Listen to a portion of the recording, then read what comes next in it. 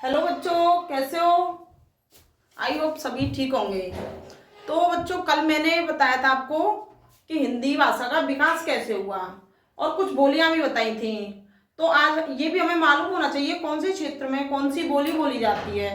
तो ये आज इस वीडियो में पढ़ेंगे। तो देखिए, इसमें सबसे पहले है ब्रजभाषा के क्षेत्र। जो ब्रजभाषा है, ब्रजभाषा कौन से क्षेत्र में बोली जाती है? तो देखिए, इसका जो केंद्र है वो मथुरा है। ब्रजभाषा का केंद्र क्या है? मथुरा। आपने देखा होगा मथुरा के लोग जो मतलब हमारी ब्रजभाषा है, हम अपनी ब्रजभाषा कहीं भी बोले तो सबसे पहले लोग क्या बोलते हैं कि आप मथुरा से हो।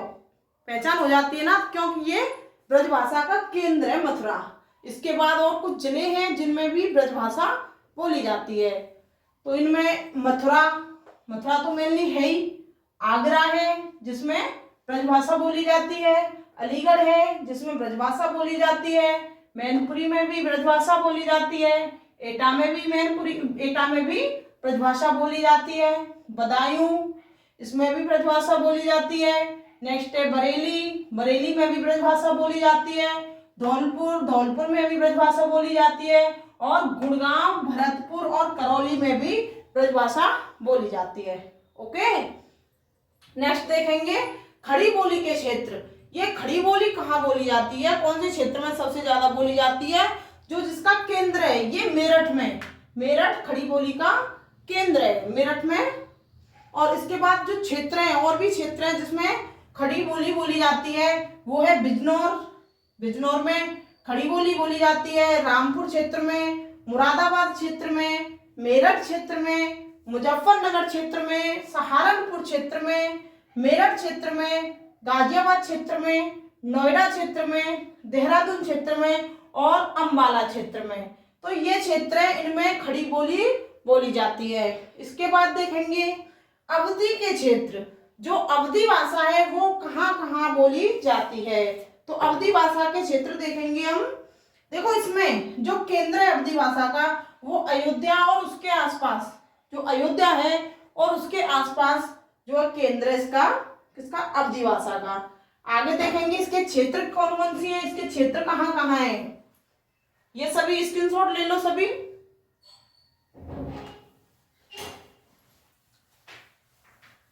अब हम अवधि भाषा के क्षेत्र देखेंगे।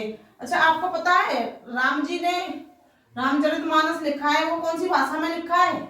राम जी ने नहीं, तुलसीदास ने रामचरितमानस कौन सी भाषा में लिखा है, ये हमें आप कमेंट करके बताएंगे। ओके, ये आप वैसे भी पहचान सकते हो अयोध्या से रिलेटेड होकर कि कौन सी भाषा में लिखा होगा। अच्छा, नेक्स्ट इसके अब क्षेत्र देखेंगे। अवधि के क्षेत्र, किसके क्षेत्र? अवधि के क्षेत्र।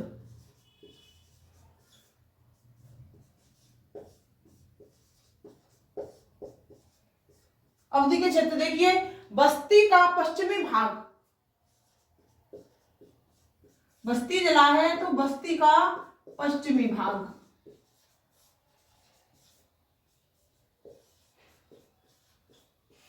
बस्ती का पश्चिमी भाग है, उसमें ये अवधि भाषा बोली जाती है। और देखिए इसके बाद गौड़ा, बाराबंकी,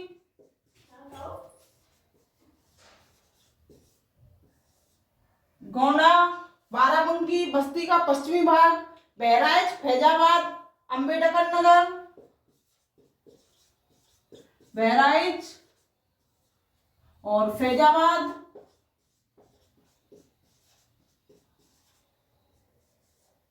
बहराइच, फैजाबाद और इसमें अंबेडकर नगर, सुल्तानपुर, प्रतापगढ़,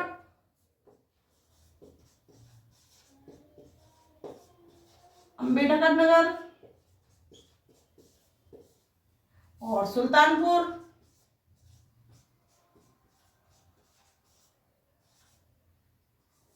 प्रतापगढ़।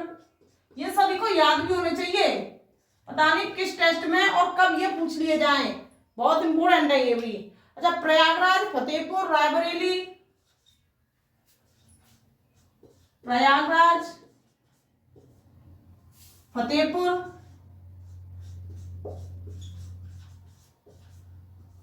और रायबरेली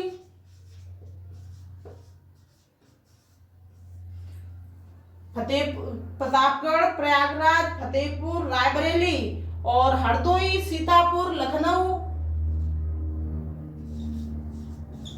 हरदोई और सीतापुर, लखनऊ और जौनपुर का पश्चिमी भाग, जौनपुर में जौनपुर का जो है पश्चिमी भाग,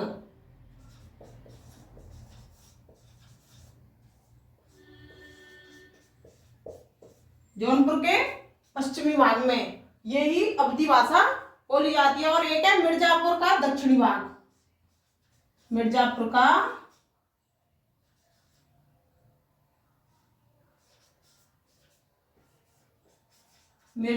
दक्षिणी भाग। ओके, आप सभी समझ चुके होंगे अवधी के क्षेत्र कौन से। बस्ती का पश्चिमी भाग, बस्ती का पश्चिमी भाग, गोंडा, बाराबंकी, बहराइच, फैजाबाद, अंबेडकर नगर, सुल्तानपुर, प्रतापगढ़, प्रयागराज, फतेहपुर, रायबरेली, हरदोई, सीतापुर, लखनऊ, जौनपुर का पश्चिमी भाग और मिर्जापुर का जो है दक्षिणी भाग, मिर्जापुर का दक्षिणी भाग। अच्छा, ये बताओ जो बरवे है किसका, तुलसीदास का बरवे, तो उसको ना अवधी का निजी छंद कहते हैं। इसे नोट में लिखो,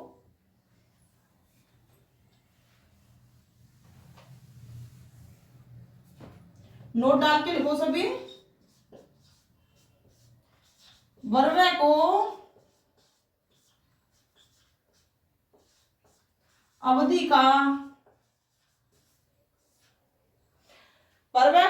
का निजी छंद कहते हैं।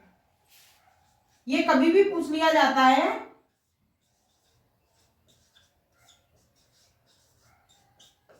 कि अवधी का निजी छंद किसे कहते हैं, तो आप सभी बता सकते हो कि बरवे को।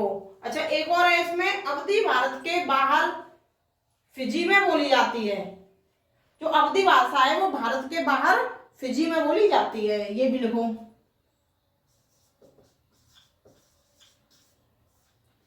अवधी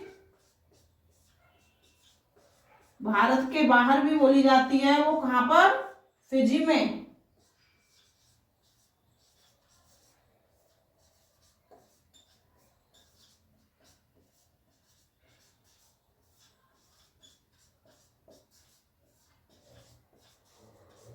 ओके, नेक्स्ट देखेंगे भोजपुरी। नेक्स्ट देखेंगे इसके बाद भोजपुरी। आप सभी स्क्रीनशॉट लें इसका। अब देखेंगे जो भोजपुरी है उसके क्षेत्र कौन से हैं और उसका जो है सेंटर यानी केंद्र कौन सा है।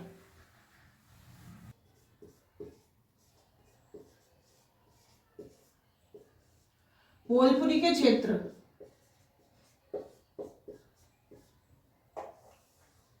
भोजपुरी के क्षेत्र लिखेंगे सभी। गोरखपुर, देवरिया, कुशीनगर, देखो गोरखपुर, देवरिया, कुशीनगर,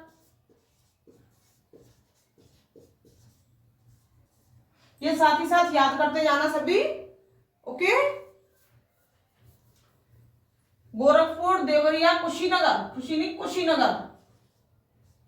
ओके, नेक्स्ट देखेंगे इसके बाद, कुशीनगर के बाद और भी हैं। बस्ती का पूर्वी भाग, बलिया, गाजीपुर। बस्ती का कौन सा भाग, पूर्वी भाग,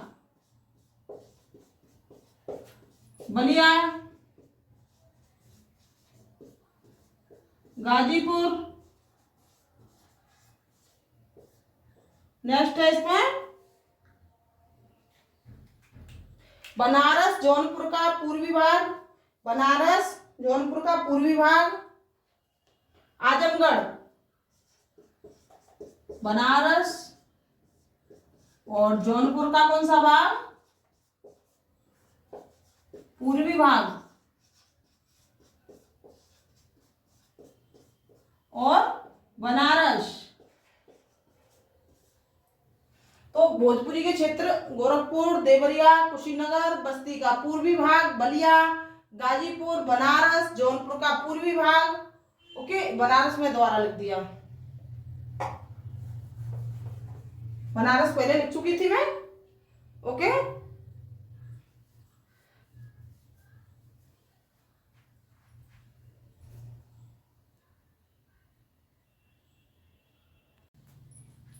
आजमगढ़, आरा, बक्सर, रोहतास, छपरा, भभुआ, सिवान, पूर्वी चंपारण और पश्चिमी चंपारण, इन क्षेत्रों में भोजपुरी बोली जाती है। ओके, अच्छा, इसके बाद बेटा बहुत इंपॉर्टेंट बात बताएंगे आपको, बड़ा इंपॉर्टेंट है ये ध्यान रखना सभी, ये जो मैं बताने जा रही हूँ ये बहुत इंपॉर्टेंट है। इसमें देखेंगे भोजपुरी विदेशों में भारत के बाहर बोली जाने वाली हिंदी की सबसे बड़ी बोली है। जो भोजपुरी है, भोजपुरी भारत के बाहर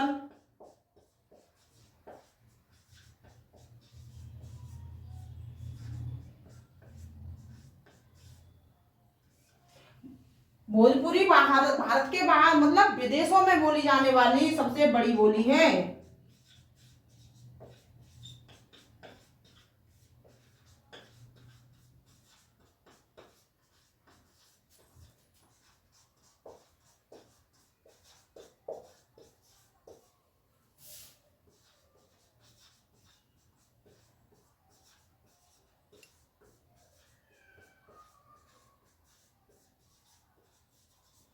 देखिए, जो भोजपुरी है ये भारत में तो बोली जाती है, लेकिन भारत के बाहर जो विदेशों में जो सबसे ज्यादा बोली जाती है कौन सी है, वो भोजपुरी है। दूसरा देखेंगे मॉरिशस, दूसरी भाषा मॉरिशस, फिजी, सूरीनाम, त्रिनिदाद, यूथाना में शेक्सपियर कहा जाता है। यानी जो जो मॉरिशस है ये फिजी, सूरीनाम और त्रिनिदाद और यूथाना, इन जगह पर ये बोली जाती है। नेक्स्ट देखेंगे भोजपुरी के साहित्यकार भिखारी ठाकुर को भोजपुरी का शेक्सपियर कहा जाता है। कौन कहा जाता है? भोजपुरी का शेक्सपियर।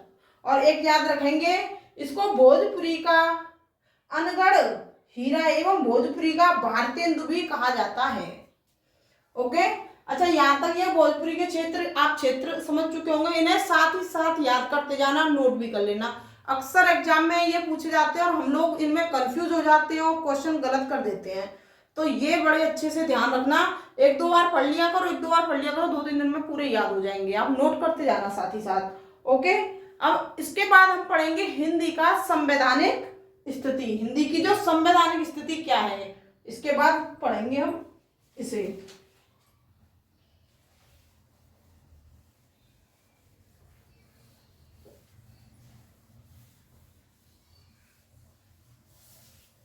आप सभी नोट्स बनाते जाना साथ ही साथ, क्योंकि जब एग्जाम आता है ना तो हमें क्या रिवीजन करना होता है।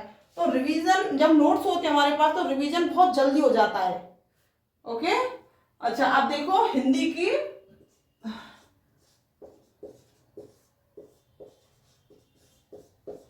संवैधानिक स्थिति।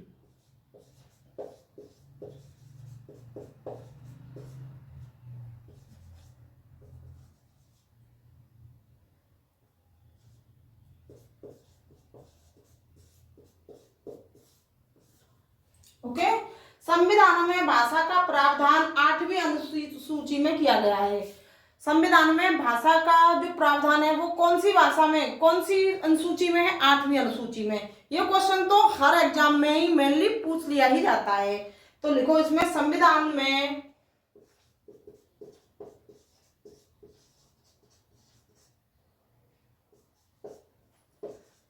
में भाषा का प्रावधान 8वीं अनुसूची में किया गया है। कौन सी में? 8वीं अनुसूची में।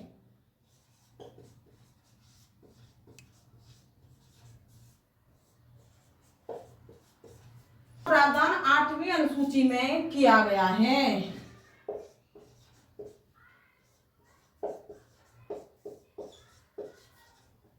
ओके, तो भाषा का जो प्रावधान है वो कौन सी अनुसूची में किया गया है? आप सभी 2-4 बार इसे देखो। 8वीं अनुसूची, कभी माइंड से निकलना ही नहीं चाहिए ऐसा क्वेश्चन। अच्छा, इसमें जो 8वीं अनुसूची में, इसमें कुल कितनी भाषाओं का प्रावधान है? तो इसमें वर्तमान में कितनी भाषाएं हैं? वर्तमान में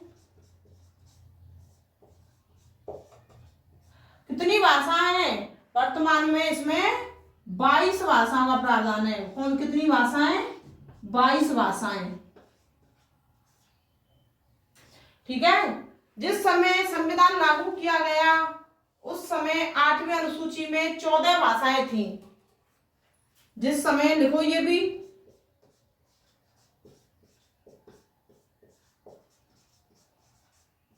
जिस समय संविधान लागू हुआ था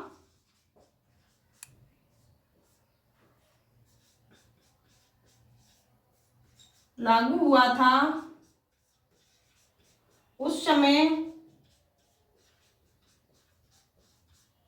संविधान में 12 भाषाएं थी।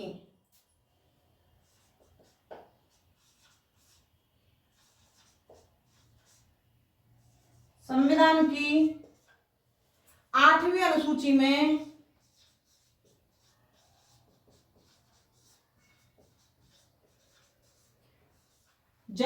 जिस समय संविधान लागू हुआ था उस समय संविधान की 8वीं अनुसूची में 14 भाषाएं थी। कितनी भाषाएं थी? 14 भाषाएं थी। कौन से समय? जिस समय संविधान लागू हुआ था। संविधान लागू कब हुआ था? 26 जनवरी 1950 को। ओके। अच्छा, अभी हम 14 भाषाएं कौन कौन सी थी वो लिखेंगे। तो सबसे पहले लिखो, नंबर 1 असमिया,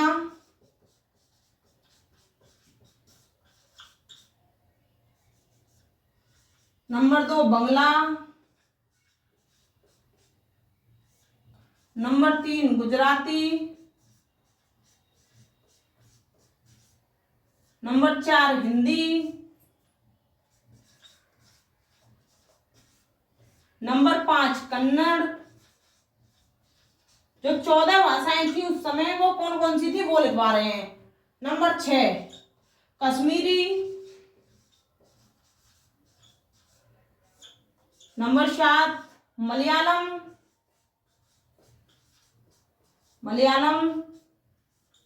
नंबर 8 है मराठी, नंबर 9 है उड़िया, 10 पंजाबी,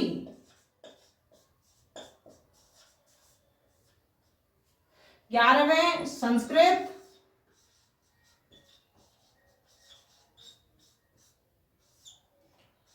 12वीं भाषा थी तमिल और 13वीं भाषा थी तेलुगु और लास्ट भाषा थी 14वीं उर्दू। तो ये 14 भाषाएं जिस समय संविधान लागू हुआ था 8वीं अनुसूची में केवल ये 14 भाषाएं थी और उसके बाद में और जो भाषाएं वो 11वें संविधान संशोधन में 1967 में सिंधी को जोड़ा गया। कौन इसे रेस करते हैं मैंने तब आगे बताएंगे। स्क्रीनशॉट लो सभी।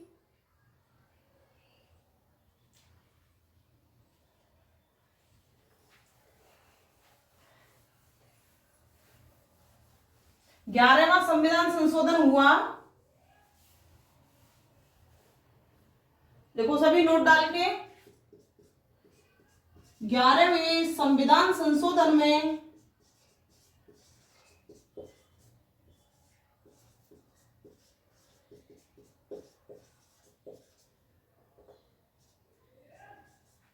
ग्यारहवें संविधान संशोधन कब हुआ था?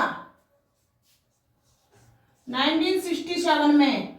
1967 में हुआ था। तो उसमें सिंधी को जोड़ा गया, सिंधी भाषा को जोड़ा गया।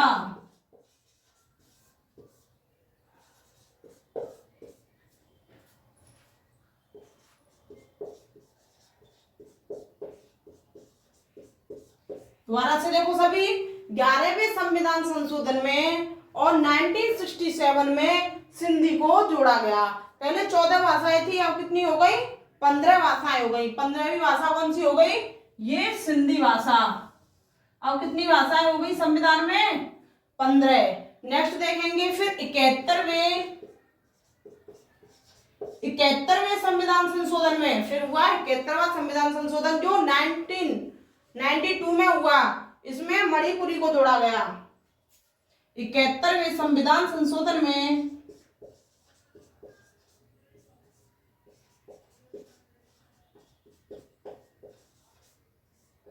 71वां संविधान संशोधन ये 1992 में हुआ था, 1992 में। ये 1992 में ये संविधान संशोधन 1992 में हुआ था। तो 71वें संविधान संशोधन में ईस्वी में किसे? मणिपुरी को, मणिपुरी को जोड़ा गया।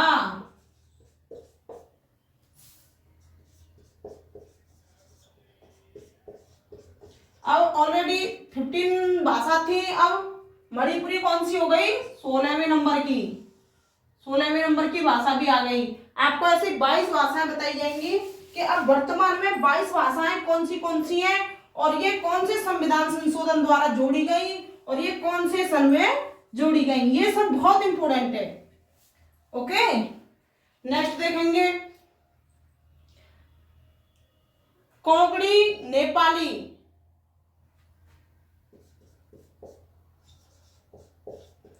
कोंकणी ये 17वीं नंबर की हो गई। नेक्स्ट हो गई नेपाली,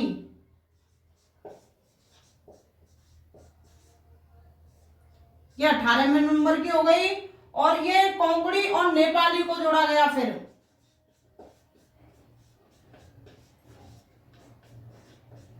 ओके, अच्छा फिर देखिए इसके बाद ये 17 और 18। अब 19वीं भाषा देखेंगे। 92वां कौन सा? 92वां संविधान संशोधन हुआ।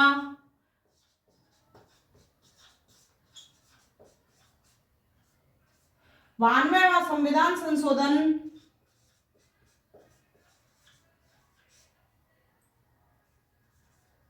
में बोडो, डोगरी और मैथिली और संथाली, बोडो, डोगरी,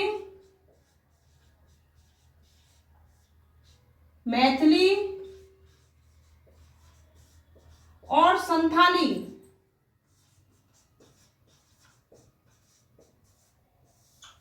जब 92वां संविधान संशोधन हुआ उसमें बोडो, डोगरी, मैथिली और संथाली इन भाषाओं को जोड़ा गया।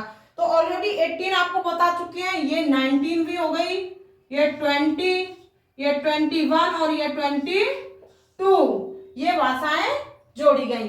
अच्छा देखिए अब नेक्स्ट, संविधान में अनुच्छेद 343 भाग 1 में कहा गया है, क्या कहा गया है? लिखो नोट डाल के ये भी। संविधान में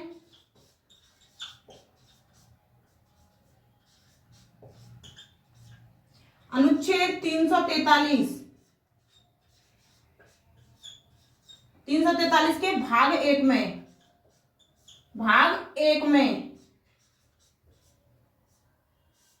कहा गया है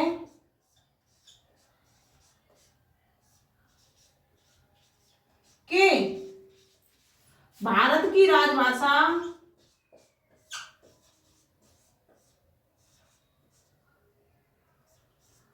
भारत की राजभाषा हिंदी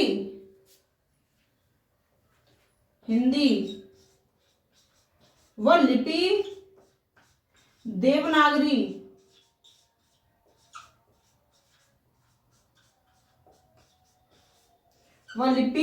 देवनागरी होगी। अच्छा, राजभाषा संविधान में अनुच्छेद 343 के भाग 1 में कहा गया कि भारत की राजभाषा हिंदी व लिपि देवनागरी होगी। ठीक है, तो राजभाषा कहाँ की भाषा है? ये राजभाषा जो है सरकारी कामकाज की भाषा है।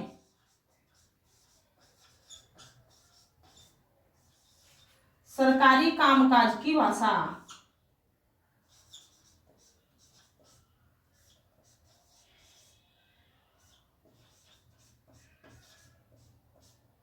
अब नेक्स्ट देखेंगे, ये अनुच्छेद 343 एक में ये बात कही गई है। आप सभी को याद रखना है कि संविधान में अनुच्छेद 343 भाग 1 में क्या लिखा हुआ है कि उसमें बताया गया है कि जो भारत की राजभाषा है वो हिंदी होगी और लिपि देवनागरी होगी। और इसमें आगे पढ़ेंगे 343 भाग 2 में क्या है, नेक्स्ट देखेंगे।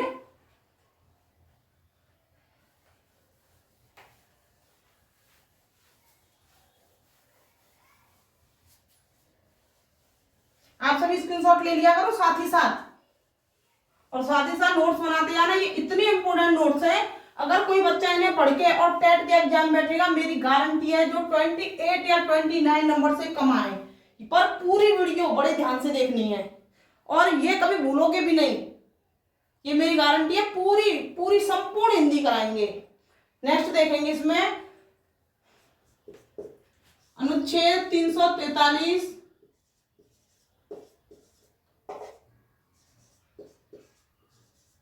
अनुच्छेद 343 भाग 2।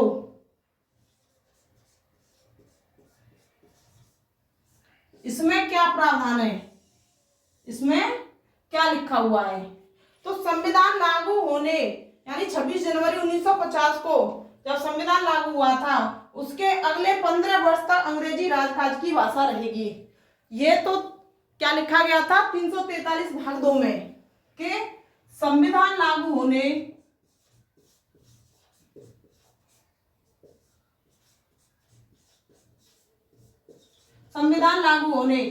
संविधान कब लागू हुआ था, 26 जनवरी 1950 को। ओके, तो ये सभी याद रखेंगे, 26 जनवरी और 1950। तो ये प्रावधान था इसमें कि संविधान लागू होने के अगले 15 वर्ष तक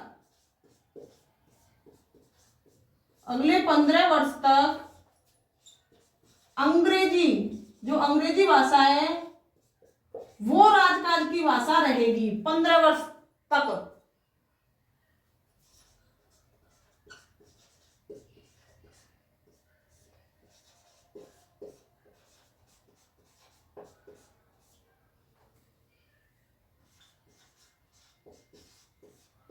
तो देखिए भाग 2 में क्या बताया गया है कि संविधान लागू होने के बाद में बताया गया है कि ये मतलब अंग्रेजी जो है 15 सालों तक, संविधान लागू होने के बाद 15 साल तक ये राजकाज की भाषा रहेगी। इसके बाद देखेंगे अनुच्छेद 343 भाग 3।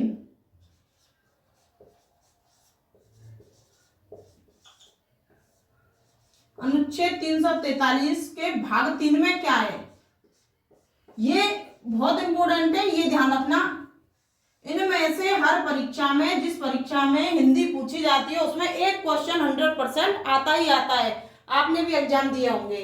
ओके, तो भाग 3 में सरकार चाहे तो 15 वर्ष के बाद भी अंग्रेजी की राजकाज बनाए रखेगी। तो ये जो अंग्रेजी को 15 वर्ष के लिए सन 26 जनवरी 1950 के बाद में अगले 15 साल तक राजकाज की भाषा अंग्रेजी रहेगी। और इसके जो अनुच्छेद 343 के भाग 3 में ये भी लिखा था कि अगर सरकार चाहती है कि ये जो अंग्रेजी भाषा है उससे आगे भी ये राजकाज की भाषा रहे तो वो रह सकती है। तो क्या लिखा हुआ था इसमें, अगर सरकार चाहे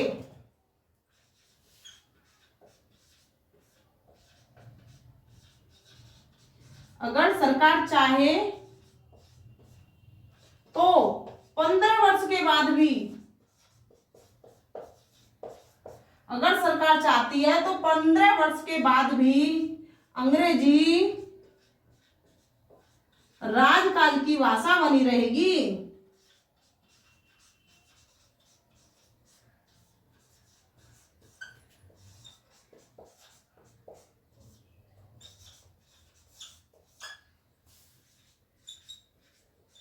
ओके, ये अनुच्छेद 343 के भाग 3 में लिखा हुआ था। अच्छा, अब इससे आगे देखेंगे हम राजभाषा अधिनियम 1963 ईस्वी के अनुसार। राजभाषा अधिनियम 1963 ईस्वी के अनुसार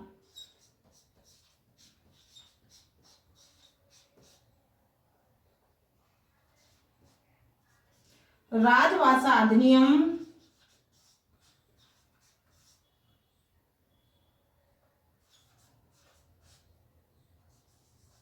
1963 ईस्वी के अनुसार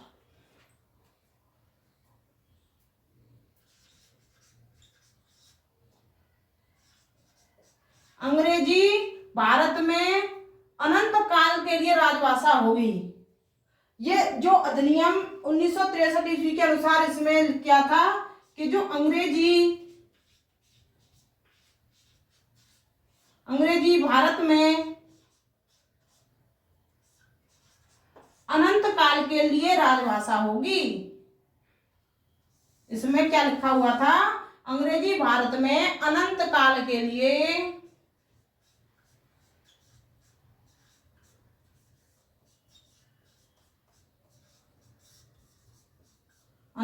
के लिए राजभाषा होगी।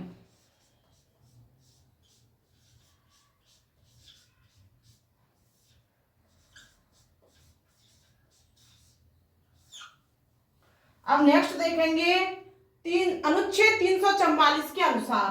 अनुच्छेद 344 में क्या है उसको देखेंगे आगे। इसका सभी स्क्रीनशॉट ले पहले।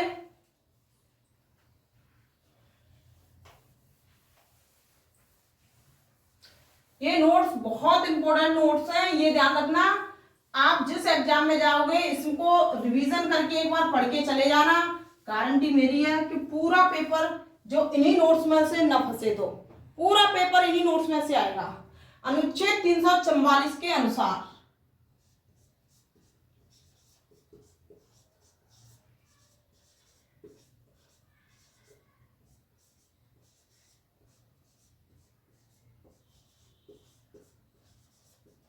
कुछ भी नहीं छोड़ रहे हैं, टोटल पूरा बहुत डीपली। आपको मैंने बोला था बहुत डीपली सब कुछ बताएंगे, सब कुछ बता रहे हैं आपको। इससे अलग क्वेश्चन बनेगा ही नहीं, ये गारंटी है। अनुच्छेद 344 के अनुसार, तो अनुच्छेद 344 में क्या था कि राष्ट्रपति को प्रत्येक 5 वर्ष बाद तथा संसद को प्रत्येक 10 वर्ष बाद राजभाषा आयोग का गठन का अधिकार होगा। मतलब राष्ट्रपति को प्रत्येक 5 वर्ष बाद तथा संसद को प्रत्येक 10 वर्ष बाद क्या होगा? राजभाषा आयोग के गठन का अधिकार होगा। ये लिखा था उसमें। तो लिखो राष्ट्रपति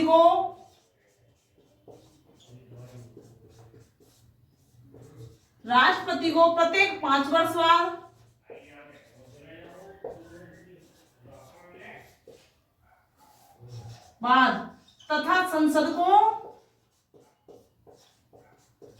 तथा संसद को प्रत्येक 10 वर्ष बाद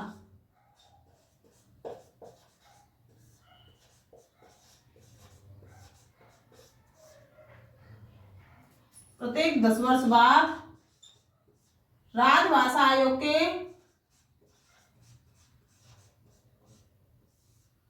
आयोग के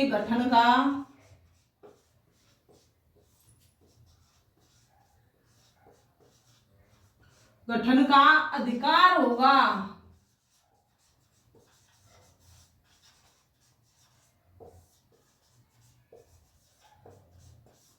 तभी देखें अनुच्छेद 344 में है राष्ट्रपति को प्रत्येक 5 वर्ष बाद और संसद को प्रत्येक 10 वर्ष बाद राजभाषा आयोग के गठन का अधिकार होगा। अब देखेंगे राष्ट्रपति के द्वारा प्रथम राजभाषा आयोग का गठन 1955 ईस्वी में किया गया। राष्ट्रपति के द्वारा प्रथम राजभाषा का गठन 1955 ईस्वी में किया गया, जिसके अध्यक्ष बीजी खेर बने। कौन बने थे? जिसके अध्यक्ष बीजी खेर थे। ओके, इसके बाद हम देखेंगे ये 345 यहाँ तक ने 44 अनुच्छेद 344 तक बता दिया। अब अनुच्छेद 345 में क्या है 345 में प्रादेशिक भाषाओं का प्रावधान है। जो प्रदेश की भाषाएं हैं, प्रादेशिक भाषाएं हैं, उनका प्रावधान 345 में वर्णित है। नेक्स्ट है, इसमें देखेंगे ये बड़े मेन इंपोर्टेंट पॉइंट हैं, इन पॉइंट से ही क्वेश्चन बनते हैं, बड़े ध्यान से देखेंगे। अनुच्छेद 346 345 के बाद 346 में दो राज्यों के बीच अथवा दो किसी राज्य अथवा ये जो संघ के बीच पत्राचार की भाषा का प्रावधान है। अच्छा, इसके बाद देखेंगे नेक्स्ट। अच्छा, बताइए हिंदी की आदि जननी कौन है? ये क्वेश्चन भी आ जाता है कि हिंदी की आदि जननी कौन है, तो हिंदी की आदि जननी संस्कृत है। ये लिखवाने की बात नहीं है, वैसे ही आपको हिंदी की आदि जननी कौन है, हिंदी की आदि जननी संस्कृत है। अच्छा, एक और बात, हिंदी की जननी कौन है? ये जो अपभ्रंश अपसंस्कृत, अब मैंने उसमें बताया था वीडियो में, पाली प्राकृत अपभ्रंश अवट ऐसे, तो इसकी आदि जननी संस्कृत है। तो देखिए, हिंदी पहली बार कचहरियों की भाषा 1836 ईस्वी में बनी, ये भी याद रखना है, यहाँ लिख लो। हिंदी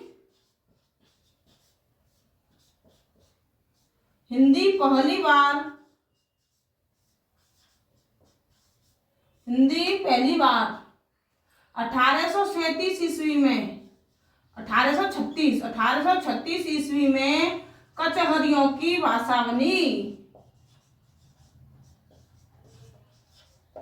ये क्वेश्चन पूछ लिया जाता है आपसे कि जो हिंदी है वो पहली बार कचहरी है, कचहरियों की भाषा कब बनी? तो 1836 में बनी।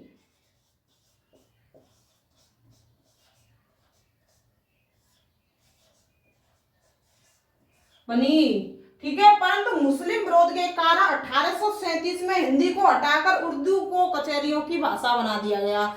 लेकिन मुस्लिमों ने ये विरोध किया कि हिंदी को कचहरियों की भाषा क्यों बना दिया गया, तो फिर से क्या हुआ, 1836 में ये जो कचहरियों की भाषा बनी पहली बार, और 1836 के बाद में 1837 में फिर से कचहरियों की भाषा उर्दू को बना दिया गया।